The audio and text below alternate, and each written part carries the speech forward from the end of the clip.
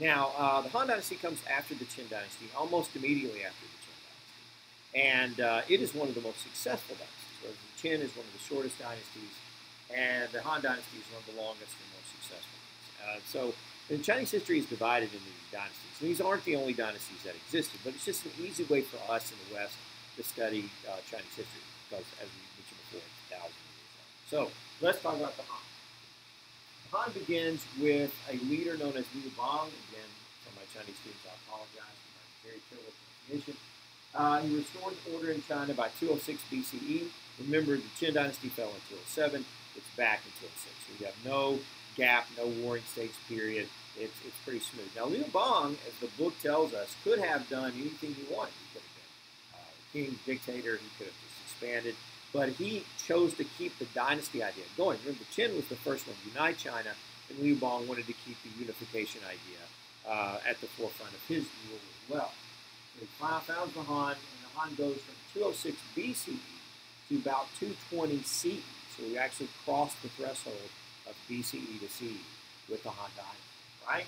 He moved his capital to Xi'an. Later, during the later Han, which we'll talk about later, they moved the capital to Luoyang. They try to implement the best of the Qin and the Zhou. So he goes back in history and looks at the Zhou dynasty and says, what did the Zhou do right? What did the Qin do right? And that's what he tries to do. So he comes up with kind of a legalist philosophy, but a legalist philosophy that pays homage to his imperial family. And so he tried to let everybody in government. This is not very successful. He thinks that the imperial family is going to be more loyal than they are. He has trouble with their loyalty. So at the end of it, he has just created a bureaucracy, excluding the imperial family and the nobles once again in favor of loyal administrators that he's appointed, just like they did under the Qin. But his rule is more of a legalist rule, just like they did under the Qin dynasty. And if you think about it, it's a natural government that an emperor would want. You know, he's in charge. He has all the power. He controls everything. It's not bad. Okay, so they centralized authority and created a vast bureaucracy. Here's that word again. Remember, bureaucracy just means many levels of government. When you have a country as large as China, with a population as large as China, you're always going to have a bureaucracy if you want to run it efficiently, right? They continue to build roads. Oh, I'm sorry. This is the new emperor. So with the death of Liu Bang, we have the introduction of a new emperor who's going to be the most powerful emperor in China. It is Han Wudi. Han Wudi is also known as the martial emperor, right? And he rules for a very long time, from 144 to 87 BCE. The martial emperor means he was warlike, but he was also many other things. He continues the building of roads and canals and trade, right? But he also begins to monopolize businesses. And we'll see this in Chinese history a lot, where the government comes in and takes the most lucrative businesses and begins to control them. Government-controlled businesses, right? And of course, we in the West, that's very foreign to us. You know, we have private enterprise and the separation of church and economy. But in China, in the dynastic period, if you have a very lucrative business, it's very likely that it's run by the government, right? And so they run the salt business, the iron business, the liquor business, and it's very lucrative for them. It makes them a lot of money. But the problem is this. China is so large, and they have so many administrative districts, and they have so many officials that they have to hire. How do you find those guys? How do you find guys who are going to do a good job? You're not using the noble families anymore, so you can't rely on them to keep producing children to fill these positions. So you have to figure out, how do you get able, mentally intelligent people you can put in these positions.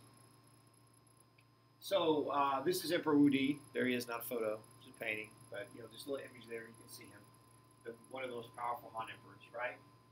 And so what Wudi did was Wudi decided to turn to Confucianism. He went back, and remember, Confucianism had been banned under the Qin, right? So he went back to the old books. He found copies of the Analects that weren't burned. He and his scholars read them and said, hey, Confucius actually has an idea for government here. And remember, the idea for government under Confucianism is that it would be based on education, right? And so that's the idea that Wudi kind of ran with. And remember, Confucius dies before the end of the Warring States period, believing that no one will ever listen to him and his teachings will go nowhere. But Wudi is the guy who's going to take Confucianist philosophy and move it forward and make it really the central ideology of Chinese government in the dynastic period, right?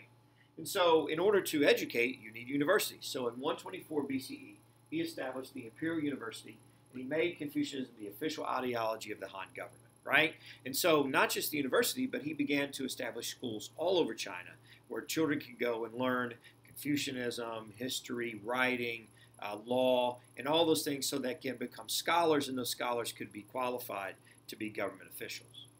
But the question is, how do you determine? How do you determine who's most qualified and who's not most qualified? Well, you guys are very familiar with this. How do you determine who goes to the best colleges, and how do you determine who goes to the second-tier colleges? You take an exam, right? We have the SAT, we have the ACT, we have all these exams you have to take. And the Chinese thought of the same thing. Let's give an exam to determine who the smartest people are and who can work in the highest levels of government. So this is the exam system. So in order to choose the best and brightest scholars, the Han created an exam system. Now, this exam system had 3 levels, right? Local, regional, and national. So let's say, for example, that you want to try to take the exam. Anybody could take it. And so you would go on the specific day to your town hall and in your local village, and you would take the local exam. Now, if you made the highest score on those exams, then you would qualify to go to the regional exam. So let's say we're in Georgia, we go to the county house at Floyd County, and we take the exam. If we don't score high, then our journey's done. But if we do score among the top percent, whatever that is, then we go to Atlanta to the regional exam. And we take the regional exam in Atlanta or wherever that is.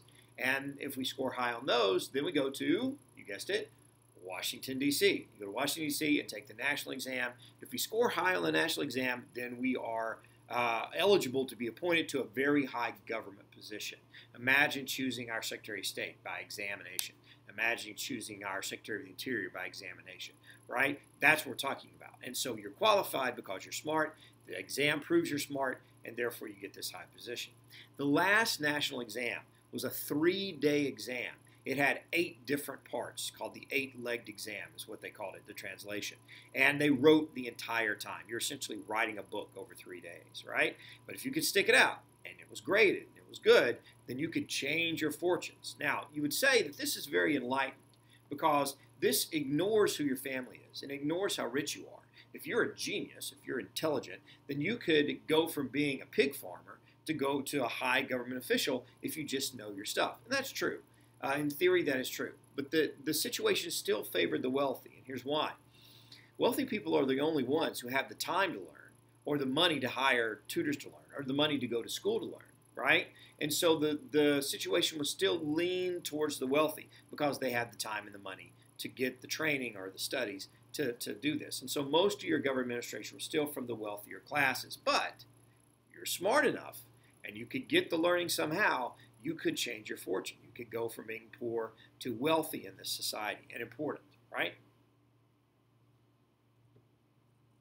Okay, so the exam was given annually, and it was based on skill rather than who your family was, but then we talked about how wealthy families still had an advantage.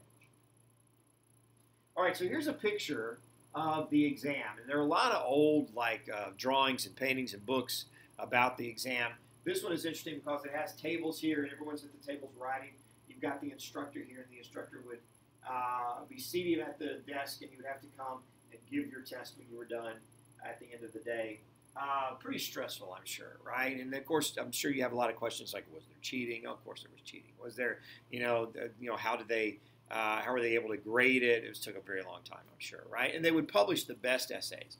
And what we find in much later, we'll study this next year when we invent the printing press, is what we find is when they publish good essays, a few years down the road, they start reading things that sound very familiar, and it turns out students had plagiarized the old essays. So that's one example of cheating that you would get.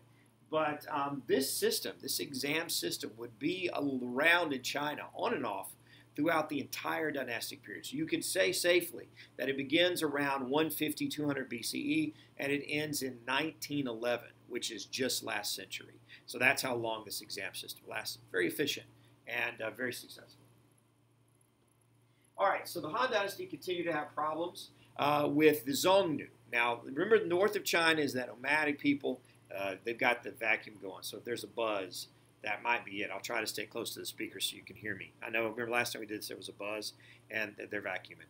And we have dirty floors. Okay, so the northern area of China was the steppe area where the nomads lived, and they'd always have problems with the nomads. nomads in China. Remember, the Qin dynasty built or connected the wall for the first time to try to keep them out. Well, guess what? It doesn't. And so the Xiongnu became a very powerful tribe during this period of time. I think even the book mentions like the king of the Xiongnu. He actually gets mentioned in the history book, which is pretty good. And so at first, the Han dynasty tried the old method of paying tribute to them and trying to buy them off, liquor or money or whatever. We're going to give this to you to leave us alone. Tribute never works. That's one of the truths of history, because the one getting paid tribute always wants more, like the bully on the playground. He wants $1 on Tuesday. He wants $2 on Wednesday. And that's exactly what happened to the Xiongnu. And Udi finally realizes that, he's a pretty powerful emperor with a pretty large army. And so what he's going to do is he's going to drive north with an army of 100,000 men. He's going to conquer the Xiongnu, and he's going to colonize that area in order to try to keep it peaceful. So instead of building a huge wall, he's just going to absorb it into China, right? And so once he conquers the Xiongnu, then he moves Chinese families up there and says, you live here, and you make this part of China, so we don't have to worry about the nomads anymore. And it will work for a while. From this, too, he also expands west into Central Asia. He goes over the mountains of the Himalayas and the Hindu Kush and into Central Asia, so it's going to make the Han dynasty very large, but he also kind of overextends himself as well. And we'll talk about that's a weakness of the Han that's going to come back and bite him. Okay? All right, so here's the Han dynasty. You can see the China proper is here. Then he extends the empire north into the Xiongnu territory. The yellow, the gold is what we're looking at.